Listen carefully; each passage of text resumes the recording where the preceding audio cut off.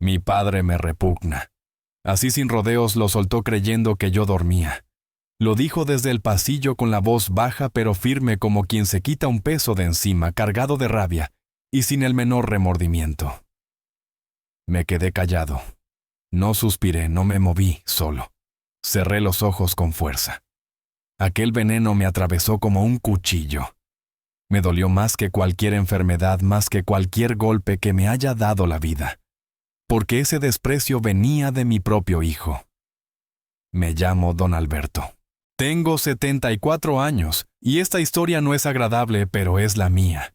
Nací en un barrio humilde de Zaragoza en los años 50. Desde niño conocí el esfuerzo. Con 11 años ya ayudaba en un taller mecánico engrasando piezas y limpiando herramientas. A los 15 me puse a trabajar a jornada completa. Con el tiempo logré montar mi propio taller de reparación de coches. Nada de lujos, pero aquello me permitió criar a mis 2 hijos, pagarles una buena educación, darles un techo digno, llenar la nevera y hasta llevarlos de vacaciones a la costa mediterránea, a playas que yo jamás había pisado de crío. Su madre nos dejó demasiado pronto cuando el mayor apenas tenía 6 años y la pequeña 4. Me quedé solo con ellos. Nunca me quejé. Nunca. Porque eran mi motor, mi fe, mi razón de seguir. Yo cocinaba, lavaba la ropa, los llevaba al médico, al colegio, a las clases de natación. Trabajaba de sol a sol y aún así, me las arreglaba para leerles un cuento antes de dormir. No lo hacía por obligación, lo hacía porque los amaba con todo lo que era. Y ahora, casi 40 años después, escucharlo decir aquello me dejó helado. Me repugna mi padre. Esa frase me desgarró. No pegué ojo en toda la noche. Miraba el techo como un fantasma con el corazón encogido y la mente repitiendo esas palabras como un eco perverso. No sabía si llorar o reír por mi ingenuidad. De pronto todo encajaba: las miradas de impaciencia, los suspiros, cuando yo hablaba, las bromas sarcásticas en las comidas familiares. Yo no quería verlo. Preferí tapar mis ojos. Pero aquella noche ya no había manera de fingir.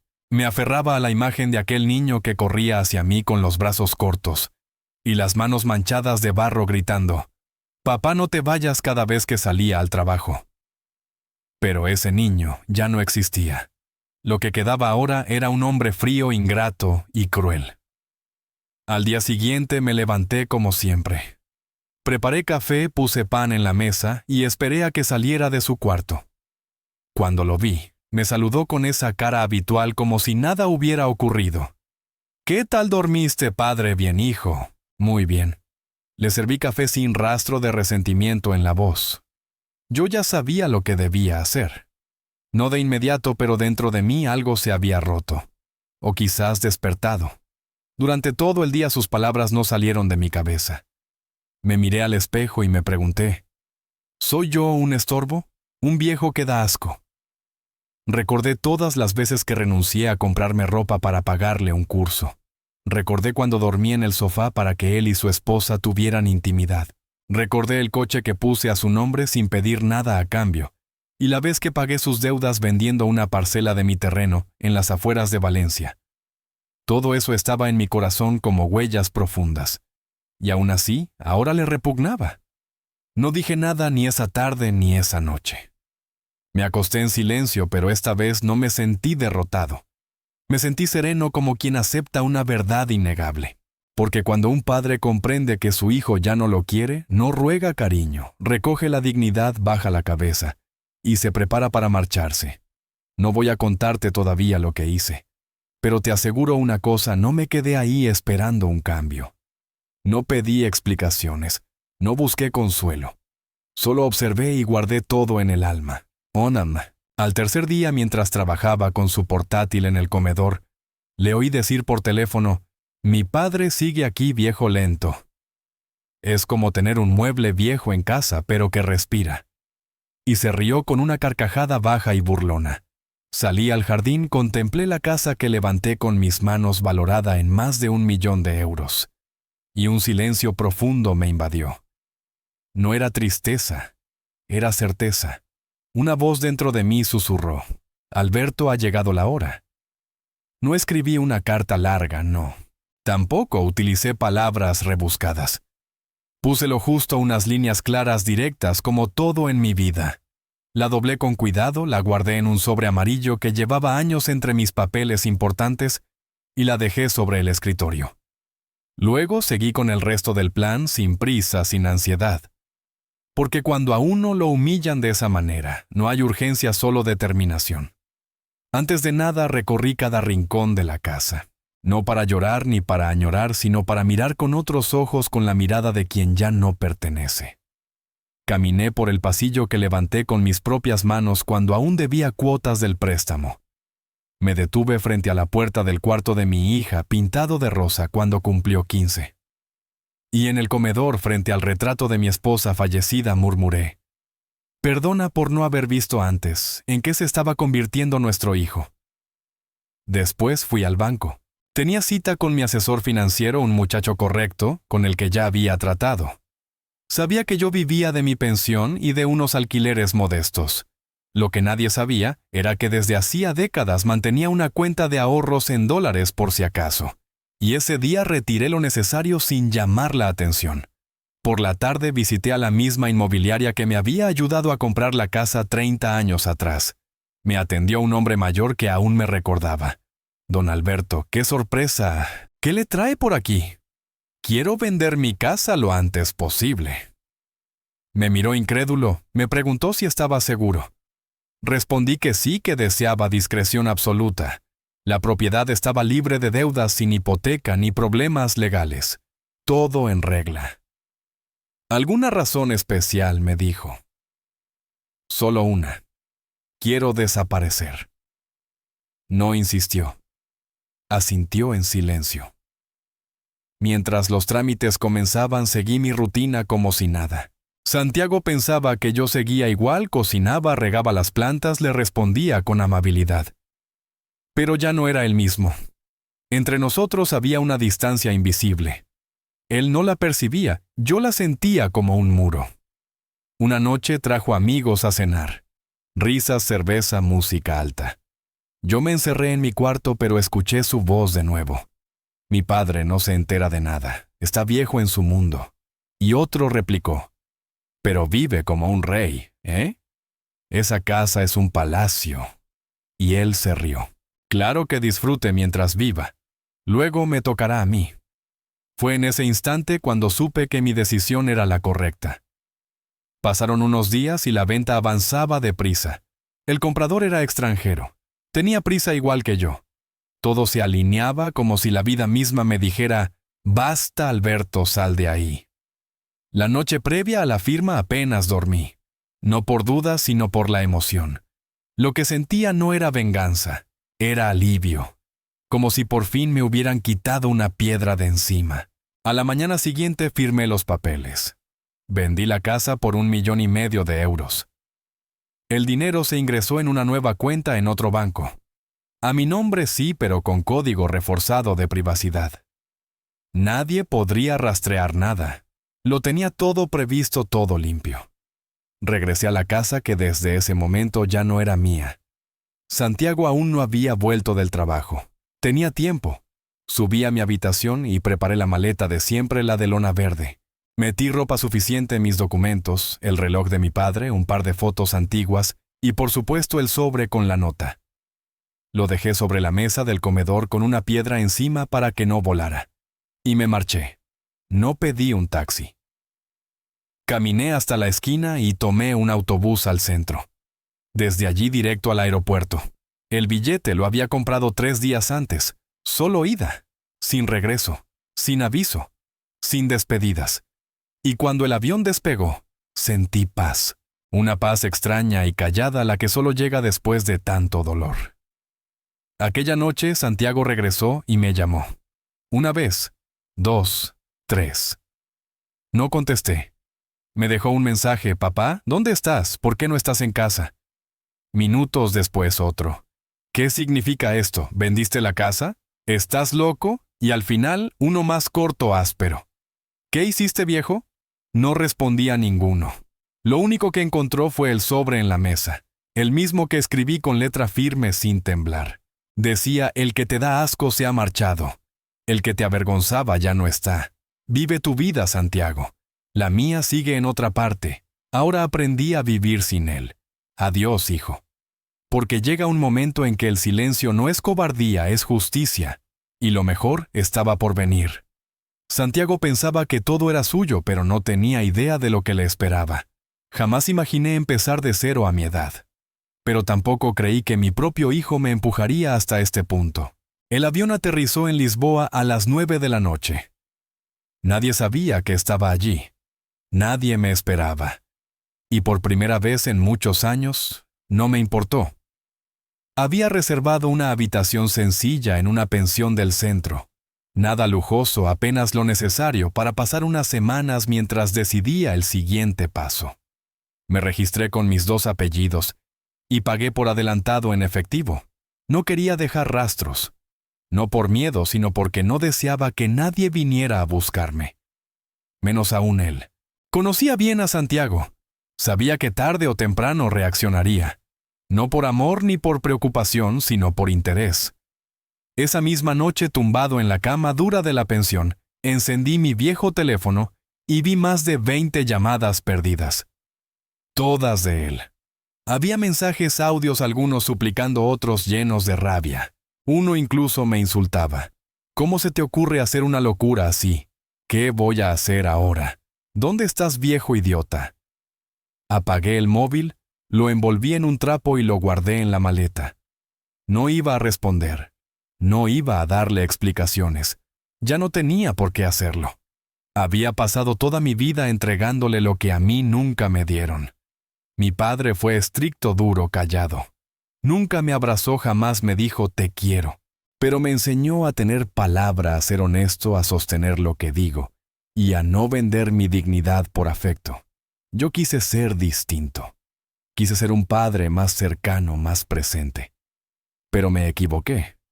Confundí amor con sobreprotección, bondad con debilidad. Y Santiago se acostumbró a un padre que siempre estaba, que siempre decía, sí, que nunca reclamaba nada. Ahora, lejos de él, entendí la lección demasiado tarde. Hasta que él se sintió con derecho a despreciarme. Los primeros días en Lisboa fueron extraños. Me despertaba temprano como siempre y salía a caminar sin rumbo fijo por las calles empedradas. Observaba a la gente pasar, los vendedores ambulantes ofreciendo pasteles de nata a los niños saliendo de la escuela con sus mochilas. Y pensaba, ¿cuántos de esos ancianos que veía sentados en los bancos también habían sido olvidados por sus hijos? ¿Cuántos caminaban solos fingiendo que no les dolía? Compraba un café en un kiosco de la esquina, me sentaba en la plaza de Rocio y veía la vida continuar como si nada hubiera pasado. Como si mi historia no importara. Pero yo sabía que importaba. Quizás no para el mundo, pero sí para mí. Una tarde conocí a un hombre mayor, don Roque, que también vivía en la pensión. Nos sentamos a charlar. Me preguntó si tenía familia. Yo respondí que alguna vez la tuve. Él me miró en silencio y después dijo, hay cosas que se pierden y ya no merece la pena buscarlas. Tenía razón. Le conté parte de lo vivido sin nombres ni demasiados detalles. Solo lo suficiente. Y él me dijo, hizo bien, Alberto. Nadie tiene derecho a tratarlo como basura. Ni siquiera un hijo. Esa noche dormí más tranquilo. Días después, la dueña de la pensión me habló de una casa en las afueras, pequeña pero acogedora. Fui a verla. Tenía un jardincito y una hamaca vieja colgando entre 2 pilares de madera. Me recordó a los tiempos en que mis hijos eran niños y colgábamos hamacas en el patio de Valencia. Decidí alquilarla por 6 meses, pagué en efectivo y me instalé con muebles sencillos, una mesa de madera clara, un sillón cómodo, una pequeña estufa y un televisor. Así, sin ruido, empecé de nuevo, a mis 74 años. Pero la historia no terminaba ahí. Un día, mientras caminaba por el mercado de la Baixa, encendí mi viejo teléfono para un trámite bancario. Y allí estaba un correo formal enviado por un abogado. Santiago me notificaba de una intención de impugnación de la venta de la casa. Alegaba que no estaba en pleno uso de mis facultades mentales al firmar. Tuve que leerlo 3 veces. Él quería hacerme pasar por senil. No me enojé, no me desesperé. Solo respiré hondo. Sonreí, porque ya había previsto todo eso. Antes de la venta, pedí a mi médico un certificado exhaustivo firmado y sellado, donde constaba que gozaba de plena lucidez, tanto física como mental. También grabé un vídeo con el notario en el que expliqué que la venta había sido voluntaria consciente y sin presión alguna. Y por si fuera necesario, redacté un documento adicional en el que manifestaba que lo hacía por decisión personal, por motivos familiares íntimos que no deseaba hacer públicos. Todo archivado, todo legalizado. Llamé al abogado cuyo correo había recibido y me identifiqué con mi nombre. Le hablé con calma, diga a Santiago que se olvide. No va a sacar ni un solo euro de esa casa. Y si insiste, presentaré pruebas que lo dejarán en ridículo ante el juez. No recibí respuesta durante días, hasta que llegó un nuevo mensaje. Era un audio de Santiago. Su voz sonaba distinta, cansada, casi suplicante. Papá no sabía que habías preparado todo esto.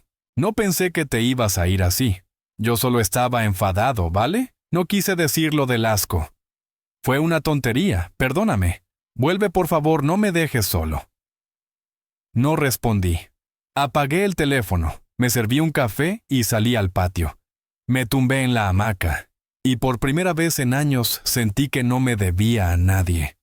No hay abandono peor que el que proviene de un hijo que aún vive bajo tu techo y te trata como invisible. Ya no iba a vivir así. Nunca más. No tenía intención de saber nada más de él. ¿Qué podía añadir a lo que ya había oído? Lo que más duele no es el grito furioso, sino el desprecio susurrado creyendo que no lo escuchas. La palabra asco no fue un insulto cualquiera, fue una sentencia. Cuando un hijo te condena así, no hay marcha atrás. Sin embargo, la vida da giros imprevistos. Y justo cuando cerraba ese capítulo, recibí una llamada inesperada. No fue él. Fue Mónica, mi hija. Sonó un martes por la mañana. Acababa de regresar del mercado con pan recién hecho y tomates para una sopa. Contesté sin mirar el número. Papá, dijo ella. Reconocí su voz al instante y guardé silencio unos segundos. «¿Papá, estás ahí?» «Sí, hija», respondí. Mónica respiró hondo y añadió que necesitaba hablar en persona, que había una cuestión familiar urgente, que solo ella podía explicarme. Al instante acepté. «Aquí estoy», dije al fin. Hubo silencio al otro lado. Un silencio denso, cargado de emociones contenidas.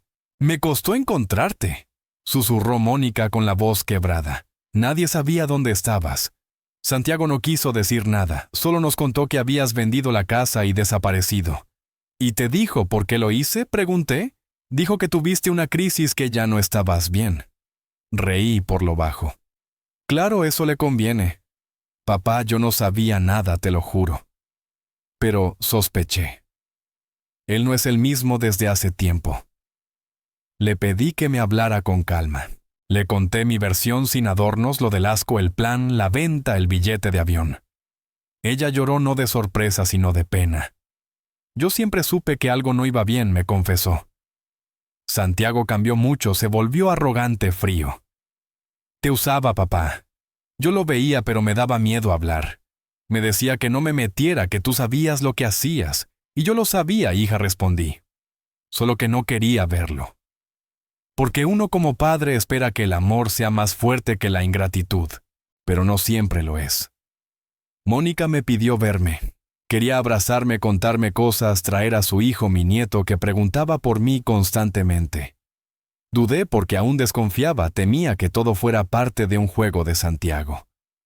Pero algo en su voz me convenció. Siempre sentí que Mónica era más sensible, más justa. Y al fin y al cabo, no todos los hijos son iguales. Una semana después llegó a mi casa en Lisboa. La vi bajar del taxi con los ojos húmedos, cargando una bolsa con pan dulce y una caja con fotos antiguas. Nos abrazamos largo. Lloramos sin hablar.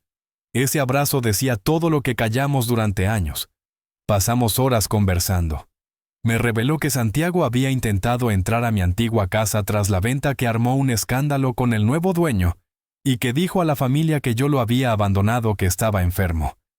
Incluso intentó mover contactos para anular la operación, pero nadie le creyó. Los papeles estaban en regla. El tiempo pone a cada uno en su lugar. Mónica me preguntó si pensaba volver. Le respondí que no, que esta vida nueva, aunque modesta, me daba algo que llevaba años perdido: paz. Prefería el canto de los pájaros al amanecer y el silencio de la noche, en vez del ruido y los comentarios sarcásticos durante la cena. Me miró con una ternura que me quebró. Papá, puedo venir más seguido siempre, hija. Esta puerta siempre va a estar abierta para ti. Esa tarde, cuando Mónica se marchó, me senté en la hamaca con una taza de café. Observé el atardecer y me quedé pensando: ¿cuántos hombres como yo han debido empezar de nuevo tras una vida entera de entrega? ¿Cuántos padres son descartados como muebles viejos?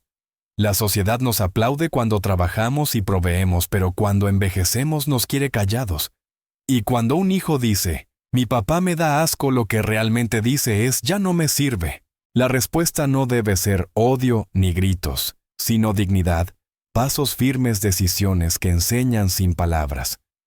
Esa lección Santiago la empezaba a saborear en su propio eco, porque hay frases que, aunque susurradas, retumban toda la vida. Yo apenas ahora encontraba el volumen justo. Tras aquella visita de Mónica, los días adquirieron otro sabor. No era felicidad plena, pero sí calma mansa, como después de semanas de lluvia, cuando por fin asoma un cielo limpio. Ella venía cada sábado, traía comida hecha por sus manos, barría el patio, me escuchaba con paciencia. Y lo mejor de todo, traía a mi nieto Emiliano, un niño de 8 años cuya mirada me devolvía la ternura perdida. La primera vez llegó con una pelota y me preguntó tímido: «¿Tú eres mi abuelito Alberto?». Tragué en seco: «Sí, hijo, yo soy». «¿Y por qué no vivías con nosotros? Mamá decía que estabas de viaje». Lo miré con cuidado y respondí: «A veces los adultos también necesitamos encontrar nuestro lugar». «¿Este es tu lugar ahora?». «Creo que sí». «¿Te gusta?». Asintió y me abrazó fuerte. Ese abrazo fue la medicina de mi alma. Con el paso de las semanas, mi vida tomó nueva rutina. Lunes limpiaba la casa, martes iba al mercado. Miércoles caminaba con don Roque por el parque. Jueves escribía memorias en una libreta. Viernes cocinaba algo especial. Y sábados esperaba a Mónica y Emiliano con los brazos abiertos. Los domingos nunca podían. Santiago reclamaba su presencia. Irónico. No ahora exigía atenciones después de despreciarme como a un perro viejo. Pero no pienses que se quedó quieto. Su ego no lo permitió. Tras fracasar en lo legal, buscó ensuciarme por otros medios. Santiago empezó a llamar a parientes lejanos, diciendo que yo lo había dejado en la calle, que me había vuelto loco y que necesitaba ayuda urgente. Algunos me escribieron con tono preocupado, otros escondiendo reproches bajo palabras dulces. No respondí a ninguno. A esas alturas ya no debía explicaciones, ni pensaba mendigar comprensión. Un día recibí una carta escrita a mano sin remitente. Reconocí la letra, enseguida era de Santiago. Breve, fría. Decía: «No sé qué ganaste con todo esto. Solo lograste separar a la familia. Me quitaste lo que era mío por derecho. Espero que estés satisfecho. Yo no te guardo rencor, pero el tiempo pondrá todo en su lugar. Adiós, papá». La leí 3 veces, no por emoción, sino por incredulidad. En ninguna línea aparecía un perdón, ni un gesto de autocrítica, nada. Solo orgullo herido y manipulación disfrazada de cortesía. Quemé la carta en el patio. No con rabia, sino como quien limpia el aire. Ese mismo día, mientras las cenizas volaban, me senté en la hamaca con la libreta en las piernas y escribí algo que jamás pensé que saldría de mí. A veces, para sanar, hay que romper el espejo y dejar de buscar un reflejo que nunca existió. Yo no perdí a mi hijo. Perdí la ilusión de que era alguien que nunca fue. Esa frase se quedó conmigo como una llave. Cada vez que la repetía, se abrían puertas internas que me liberaban de la culpa. Porque sí, a veces me preguntaba si había fallado como padre, si fui demasiado blando, si debí imponer límites antes. Pero luego me respondía: no es culpa de amar. No es culpa de dar si el otro no sabe recibir. Al mes siguiente, don Roque me anotó sin consultarme en una reunión del Centro Cultural. Era un encuentro de mayores donde compartían experiencias, jugaban ajedrez y contaban anécdotas. Al principio no quería ir, pero él insistió. Y fui.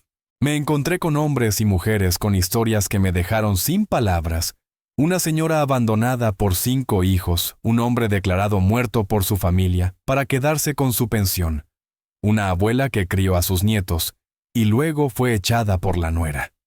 Y aún así estaban allí sonriendo vivos, contando sus batallas como quien riega una planta para que otros florezcan.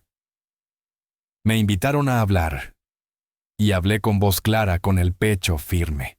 Yo vendí mi casa y desaparecí porque escuché a mi propio hijo decir que le doy asco. Y no me fui por orgullo, me fui por respeto a mí mismo porque entendí que si no me defendía, nadie lo haría, y que el amor de un padre no puede ser excusa para el abuso de un hijo. Hubo silencio cuando terminé de hablar en el Centro Cultural, luego aplausos.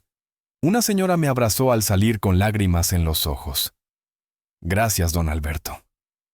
Usted dijo lo que muchos sentimos, y no nos atrevemos a decir. Esa noche, regresé caminando con el corazón ligero, mirando el cielo estrellado como si fuera la primera vez.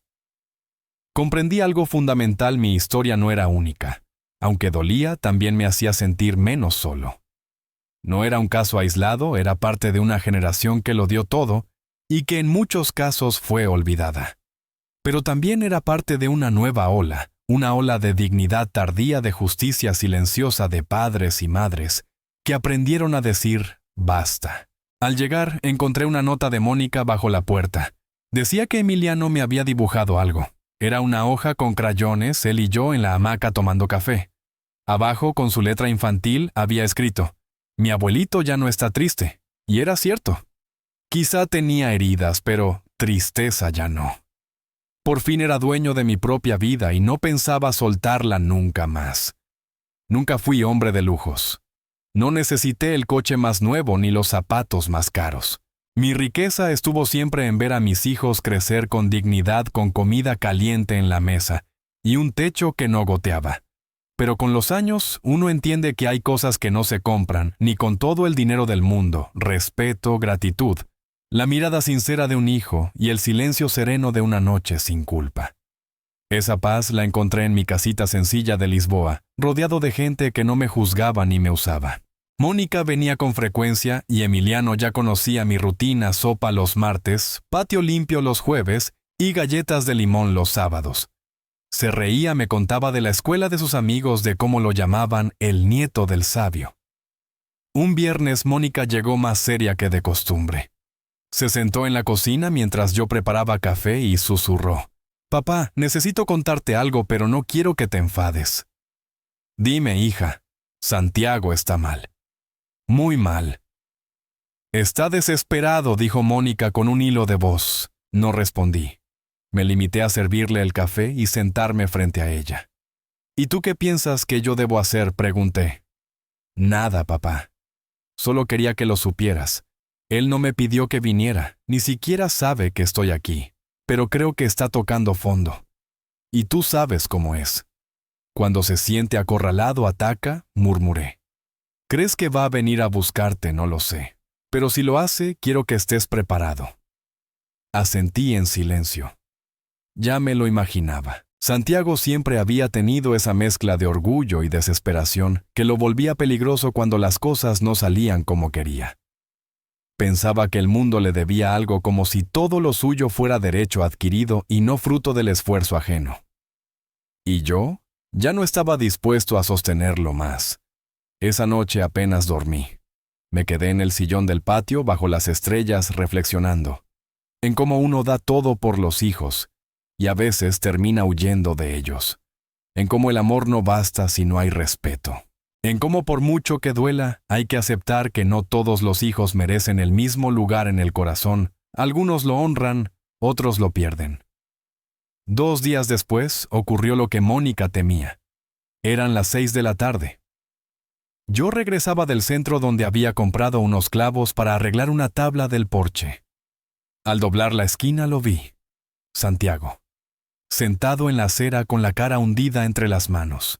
Tenía ojeras profundas, la ropa arrugada y ese gesto torcido de quien ya no encuentra excusas. Me miró, se puso de pie. Papá. Seguí caminando hacia la puerta sin contestar. Él vino detrás. Papá, por favor, solo escúchame. ¿Escuchar qué? Otro discurso sobre cómo te debo algo. ¿No? Esta vez no. Se quedó parado respirando hondo. Los ojos rojos. Me equivoqué, lo sé. Dije cosas que no debía, que ni siquiera sentía. Estaba enojado, frustrado. Conmigo mismo. Pero lo pagué contigo. Dijiste que te doy asco. ¿Lo recuerdas? Sí. Y dime, Santiago, ¿qué se hace con un padre que da asco? Se le pide ayuda cuando todo sale mal. Bajó la mirada. No respondió. ¿Qué quieres ahora? Nada. Solo quería decirte que si algún día decides volver a hablarme, estaré aquí. No te voy a molestar más. Lo juro, dijo Santiago. Me miró por última vez y se fue. Caminó despacio arrastrando los pies como quien ya no tiene rumbo. Entré a la casa, cerré la puerta y me apoyé en ella respirando hondo. No lloré. No sentí lástima. Solo la certeza de que ese hombre ya no tenía poder sobre mí. Ni sus palabras, ni sus desgracias, ni su culpa. Porque yo me había liberado. Y cuando uno se libera, no hay cadena posible que lo ate de nuevo. Esa noche escribí otra frase en mi libreta, una que algún día quiero que Emiliano lea. El perdón no siempre significa volver. A veces perdonar es seguir caminando, pero en otro camino lejos de quien te hirió. Dormí tranquilo. Porque la justicia no siempre es castigo. A veces es distancia. Y yo por fin estaba lejos de todo lo que me había hecho mal. Comprendí que la mayor distancia no se mide en kilómetros, sino en respeto. Porque ahora lo pienso, Santiago y yo, podíamos haber vivido bajo el mismo techo compartiendo la misma mesa, y aún así habitábamos mundos distintos. Él, lleno de rabia y desprecio, alimentando una superioridad inventada. Yo en silencio tragando dolor para no romper lo poco que quedaba. Ese silencio terminó no cuando me gritó, ni cuando me ignoró, sino cuando pronunció aquella palabra, asco. Esa chispa encendió un fuego que arrasó con todo. Después de aquella visita fugaz en la que apareció derrotado con los ojos hinchados y sin fuerzas para inventar una mentira, más comprendí que él había perdido algo mucho más valioso que una casa. Había perdido a su padre no físicamente, pero sí emocionalmente. Y eso no se recupera con llanto ni con promesas. Esa noche dormí profundamente, tal vez por primera vez desde que todo comenzó. No soñé con él. No imaginé lo que podría haber dicho. Solo sentí paz. Paz de haber dicho basta. Pasaron semanas. Mónica venía con más frecuencia. Emiliano corría por el jardín como si fuera suyo. Incluso colgué una hamaca nueva para él. Los vecinos ya me saludaban por mi nombre. Y me invitaron a dar charlas en el centro cultural. Al principio dudé, pero acepté. Conté parte de mi historia sin dar nombres. Muchos hombres me abrazaron después. Uno de los asistentes con lágrimas en los ojos me dijo, «Gracias por decir lo que yo no me atrevo a decir». Y comprendí que el silencio de los viejos a veces es un grito disfrazado de resignación. Pero cuando uno decide hablar, otros encuentran valor para levantarse con él. Un viernes por la tarde, con la brisa fresca bajando del río Mónica, me contó que Santiago había aparecido en su casa. Estaba peor, sin empleo, con deudas, incluso había intentado vender cosas del piso que alquilaba sin consentimiento del propietario. Lo habían amenazado con denunciarlo. Allí estaba otra vez revolcándose en su propio desastre, buscando culpables afuera, sin mirar lo que había sembrado. ¿Y qué quiere ahora?, pregunté. Dice que necesita ayuda, que no puede solo. ¿Y tú le crees? No, papá, ya no. Pero es mi hermano, y yo soy tu padre, y por eso estás aquí conmigo. Ese diálogo me quedó resonando. Yo sabía que en algún momento Santiago volvería, no para pedir perdón sincero, sino para buscar un salvavidas. Y yo tenía claro que no sería yo quien se lo diera, porque hay algo más valioso que tender la mano, saber cuándo no hacerlo. 3 días después, lo inevitable ocurrió. Llamaron a la puerta mientras terminaba de almorzar. Me acerqué despacio. No esperaba visita. Abrí y allí estaba Santiago. No traía maleta ni flores, solo la cara larga y la voz rota. Papá, no tengo dónde dormir esta noche. Me quedé mirándolo apoyado en el marco de la puerta. Lo perdí todo. Todo, no Santiago. Lo que perdiste no fue todo. Me perdiste a mí. ¿Y eso? Lo perdiste mucho antes. Tan duro vas a ser después de todo lo que hiciste por mí. Ahora me dejas así. Me dolió no por sus palabras, sino por su manipulación. Aún en ese estado no entendía. No asumía. ¿Sabes por qué no puedo dejarte entrar? Porque no me pides perdón, me pides ayuda. Y no son lo mismo. ¿Qué diferencia hay que el perdón nace del alma y la ayuda del interés? Y tú no traes alma en esta visita. Cerré la puerta despacio sin violencia. Me temblaban las manos no de miedo sino de certeza. Fue la última vez que lo vi. Después Mónica me dijo que se había marchado de la ciudad buscando trabajo en otro lugar. Hablaba de mí como de un viejo rencoroso. Me dio igual. Decidí centrarme en mí, en Emiliano. Los sábados de sol se habían convertido en mis momentos favoritos. Entre desayunos sencillos con pan dulce y los libros que había dejado olvidados durante años, encontré una calma que jamás imaginé. Comencé a escribir mis memorias no con la intención de publicarlas, sino para dejárselas a Emiliano. Quiero que cuando sea mayor, sepa quién fue su abuelo, qué hizo, qué no permitió y qué defendió con dignidad. Al caer la tarde me siento en la hamaca con una taza de café. Escucho los pájaros, dejo que el viento acaricie mi cara y pienso en la vida. Todo se puede perder menos la dignidad. Y eso, aunque muchos no lo comprendan, es lo único que nos hace verdaderamente libres. No sé qué será de Santiago. No le deseo mal, pero tampoco lo espero. Aprendí que no todos los vínculos pueden salvarse. Algunos deben soltarse para no hundirse con ellos. Y yo por fin dejé de hundirme. Elegí nadar hacia la orilla solo pero en paz. Hay una soledad que no duele la que se escoge. Esa fue la mía, no para castigar a nadie, sino para respetarme. Después de una vida entregada, descubrí que también merecía darme algo a mí mismo: silencio, paz, distancia. Desde que tomé esa decisión, fue como si el mundo bajara el volumen. El ruido del desprecio, de la humillación y de la manipulación quedó del otro lado de una puerta que jamás pensaba abrir. Mis días seguían sencillos. Madrugaba, me preparaba café, barría el jardín y contemplaba el sol naciente. A veces escribía en mi libreta. Otras, simplemente me quedaba respirando viendo las hojas caer sin prisa. Mónica venía cada fin de semana. A veces traía a Emiliano, otras llegaba sola. Me hablaba de su trabajo, de sus intentos por emprender, me pedía consejos y se reía de mis chistes. Me hacía sentir padre de nuevo, pero desde el afecto sincero. Una mañana llegó con una caja de cartón. Papá, traje algo que creo que debes tener. ¿Qué es? Cosas tuyas que encontré en la casa vieja. Estaban guardadas en un armario mezcladas con papeles de Santiago. Abrí la caja con curiosidad. Dentro había fotos antiguas, libretas, recibos, cartas de cuando tu madre aún vivía. También encontré una cinta de casete con mi propia voz enseñándole a Santiago las tablas de multiplicar cuando tenía 8 años. Puse la cinta en una grabadora que aún conservaba y escuché mi propia voz diciendo: «Vamos, hijo. ¿Tú puedes?» 9 por 7. La vocecita de Santiago entonces, niño, contestó con timidez. Me quebré. Lloré en silencio dejando que esa memoria me atravesara. Porque ese niño sí me amaba.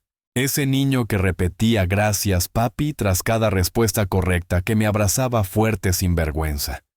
Pero ese niño se perdió en algún punto del camino y yo nunca supe cuándo. Mónica me miraba callada. Cuando terminó la grabación se acercó despacio. ¿Te arrepientes de algo, papá? Sí. De no haber dicho basta antes. De haber soportado demasiado por miedo a perder algo que al final ya no existía. Ella reflexionó un instante y me dijo algo que nunca olvidaré. Siempre te admiré, papá, pero desde que tomaste la decisión de marcharte te admiro más. Sus palabras me abrazaron por dentro. Comprendí que no había fallado como padre, sino como hombre silencioso, permitiendo demasiado en nombre del amor o de la costumbre. Y no, los padres no deben soportar todo. Días después recibí una carta certificada. Me sorprendió. Pensé que ya no quedaban asuntos legales, pero al abrirla lo entendí, era un aviso de embargo. Santiago había usado mi nombre como garantía en un préstamo que nunca pagó. Una firma falsificada claramente. Ya no figuraba como propietario de la casa, pero él había intentado manipular documentos antiguos. El banco detectó la irregularidad y me pedía colaboración en la investigación. Llamé de inmediato al abogado que me había asistido en la venta. Al día siguiente, presentó una denuncia por suplantación de identidad. Teníamos pruebas sólidas, firmas comparadas, fechas, declaraciones notariales. No me sorprendió. Conocía bien de lo que Santiago era capaz. Esta vez, sin embargo, me dolió menos. Ya no me alcanzaba en lo personal. Era como si ese capítulo quedara tan lejos que su sombra no podía tocarme. Lo único que me preocupó fue Emiliano, el padre que tenía el ejemplo que veía. Por eso decidí actuar. Llamé a Mónica y le dije que quería abrir un fondo de estudios para él. No lo puse a nombre de ella ni mío, sino con una cláusula intocable hasta sus 18 años bajo supervisión legal, y con un tutor financiero designado. Así me aseguraba de que ese niño, al menos él, no repitiera la historia. ¿Y si Santiago se entera?, preguntó Mónica. Que se entere, respondí. No le debo explicaciones a nadie. Lo único que debo es darle a mi nieto algo mejor. Mónica lloró, me abrazó con fuerza y me dijo: «Gracias por no rendirte, papá. Yo ya me rendí una vez cuando creí que todo estaba perdido. Pero ahora no. Ahora estoy más viva que nunca». Esa noche escribí una carta para Emiliano. La guardé en la caja fuerte junto al documento del fondo. En ella le conté quién era yo, lo que había vivido, cómo un hombre puede caer y también levantarse. Le escribí que siempre lo amé, que fue mi esperanza en medio del naufragio, y que deseaba que algún día se convirtiera en un hombre digno, justo, distinto a su padre, no desde el odio, sino desde la conciencia. Las semanas siguientes transcurrieron tranquilas. El abogado me informó que Santiago no se presentó a declarar, que había huido a otro estado, y que probablemente enfrentaría consecuencias legales. No me alegré, pero tampoco me apené. Quien juega con fuego termina quemándose, y él hacía tiempo había perdido el control del incendio que provocó. Una tarde, mientras regaba el jardín, vi a Emiliano pasar en bicicleta con una sonrisa de oreja a oreja. Se detuvo frente a la reja y gritó: «Abuelito, te quiero mucho». Solté la manguera, me acerqué y le respondí: «Y yo a ti, hijo, más de lo que imaginas». En ese momento supe que todo había valido la pena, cada lágrima, cada silencio, cada decisión dura. Porque lo que se siembra con amor, aunque el terreno esté lleno de piedras, siempre florece.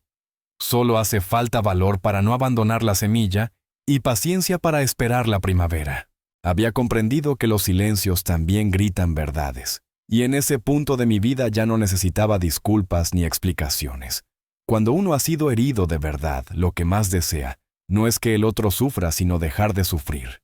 Y eso por fin estaba ocurriendo. Me había curado con distancia, con dignidad, con la certeza de haber hecho lo justo, y sobre todo con el amor sincero de quienes eligieron quedarse mi hija y mi nieto. Mi rutina se volvió sagrada. Amanecía temprano, leía un poco antes del desayuno, caminaba por el barrio, saludaba a los vecinos y a veces ayudaba a cargar bolsas. Descubrí que uno puede empezar de nuevo incluso a los 80 si deja de esperar de los demás y comienza a escucharse. Pero un domingo, cuando Mónica no vino como de costumbre, sentí algo extraño en el pecho. Al día siguiente me llamó: «Papá, necesito que estés tranquilo con lo que voy a decirte». ¿Pasó algo, Santiago? Está detenido. No dije nada. ¿Por qué intentó falsificar una firma de un documento de propiedad que ya no existía? El nuevo dueño de tu antigua casa lo denunció. Lo atraparon saliendo de una notaría. ¿Está en la cárcel, sí? ¿Y fuiste a verlo? Fui, pero no me dejaron pasar. Él solo pidió que te avisara. Me quedé en silencio mirando por la ventana cómo pasaba una pareja de ancianos tomados de la mano. Pensé, ¿en qué momento se quebró todo? ¿Cuándo se convirtió mi hijo en un extraño? ¿Dónde quedó aquel niño que me abrazaba después de caerse de la bicicleta? ¿Qué quieres que haga, Mónica? Nada, papá. Solo quería que lo supieras. No para que lo salves, sino para que estés en paz con tu decisión. Ya estoy en paz, hija. Hace tiempo. Lo que le pase a Santiago ahora es consecuencia de sus actos. Lo sé. Gracias por escucharme. Colgué. No sentí alegría, tampoco tristeza. Solo una resignación tranquila como quien ve la tormenta de lejos, sabiendo que su techo es firme. Esa noche no dormí bien. Me levanté, abrí mi libreta, y en la última página en blanco escribí: a veces el hijo que más cuidaste es el que más te olvida. El amor verdadero no está en los que exigen, sino en los que cuidan sin pedir nada a cambio. Al día siguiente fui al mercado. Compré pan, tomates, café. Saludé al señor de las verduras, charlé con la florista. Volví caminando despacio agradeciendo el sol. La vida, a pesar de todo, seguía siendo buena conmigo. Quizás porque dejé de forzar lo que no era para mí. Quizás porque al fin aprendí a elegirme. Mónica me visitó la tarde siguiente. Traía galletas de canela y un sobre. Papá, él escribió esto. No sé si quieras leerlo.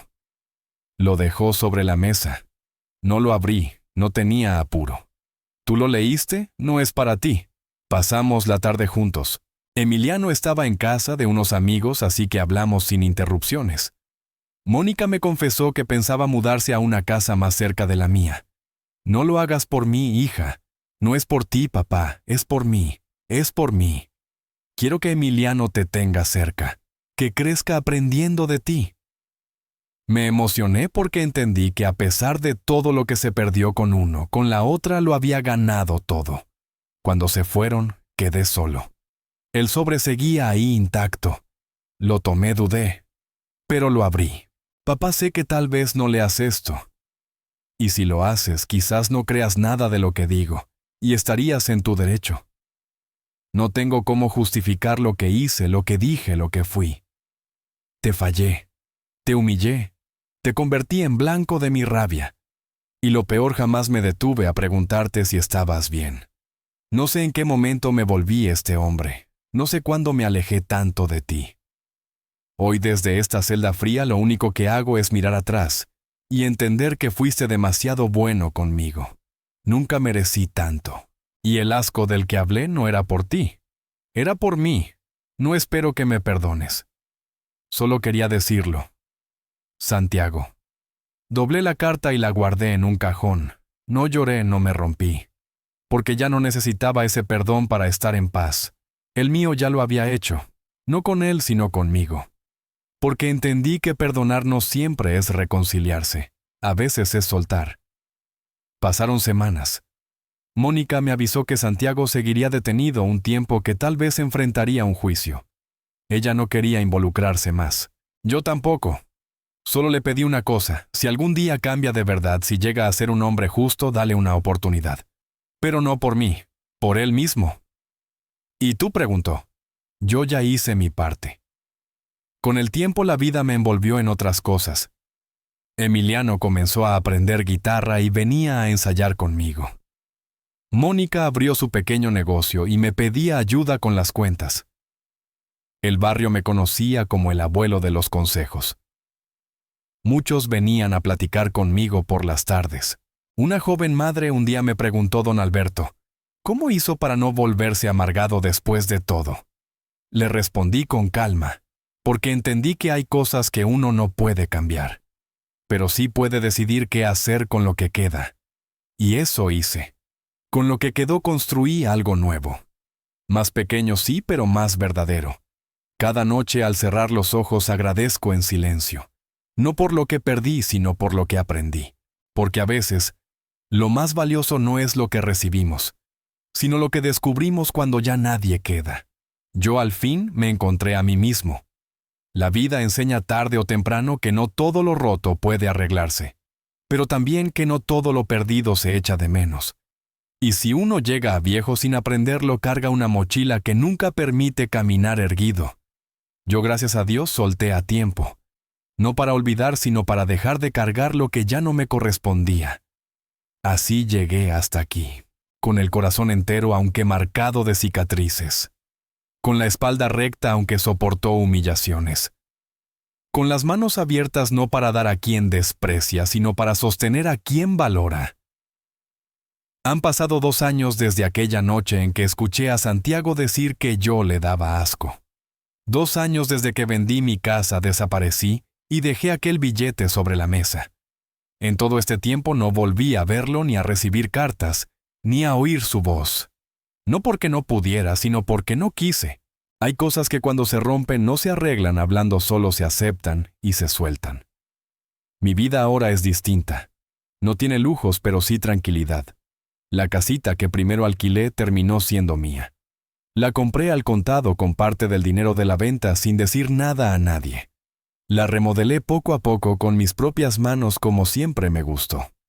Levanté una cerca de madera, colgué una hamaca doble en el porche y sembré plantas en el jardín. El limonero ya empezó a dar fruto y cada flor me recuerda una frase de mi libreta: las raíces profundas no temen al viento. Emiliano sigue viniendo cada semana. Ya cumplió 10 años. Es curioso, alegre, respetuoso. Me escucha como si cada palabra fuera un secreto. Cuando le cuento historias de su abuela o de mi juventud, me mira como si hablara un héroe. Eso me honra, me devuelve la utilidad. Mónica también está bien. Su negocio de pasteles crece. Aunque llega cansada, siempre encuentra tiempo para sentarse conmigo, tomar café y reírnos de las cosas pequeñas. Me cuida sin hacerlo evidente. Me ayuda sin hacerme sentir viejo.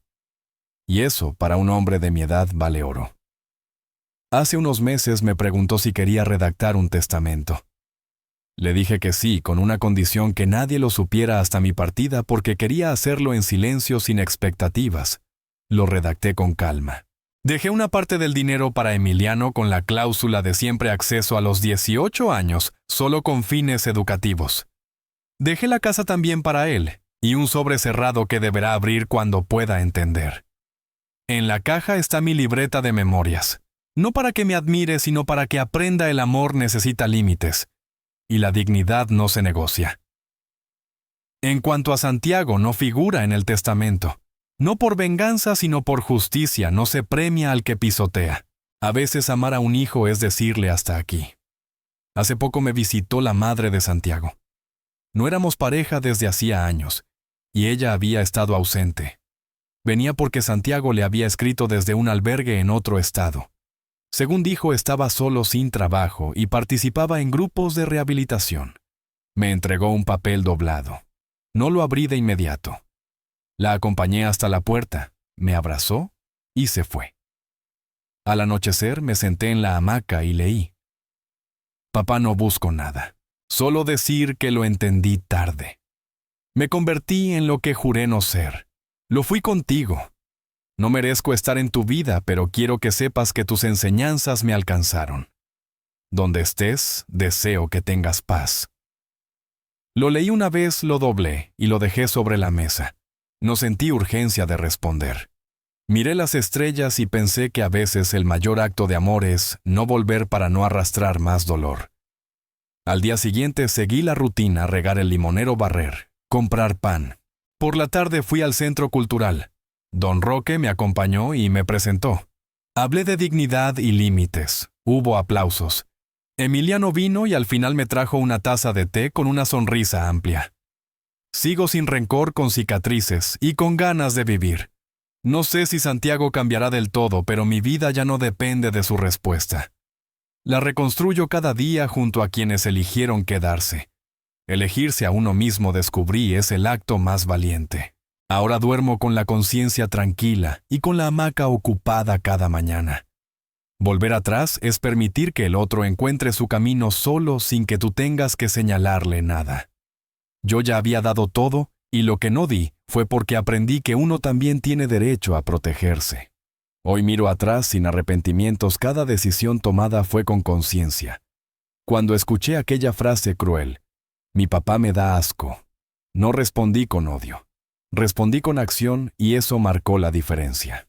No recuperé la casa grande ni las cenas multitudinarias en torno a una mesa, pero gané algo más valioso, una vida propia, un hogar, donde nadie me acusa, donde no me usan, y donde me quieren sin condiciones. Eso vale más de lo que muchos pueden imaginar. Por eso te hablo si estás escuchando, y te sentís al borde de rendirte si pensás que no hay salida, y que nadie te valora. Te digo esto desde el fondo, nunca es tarde para elegirte, para levantar la cabeza y decir, hasta aquí.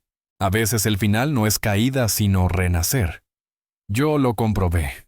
Elegí la dignidad por encima del miedo, y descubrí que la paz es cosecha de decisiones firmes.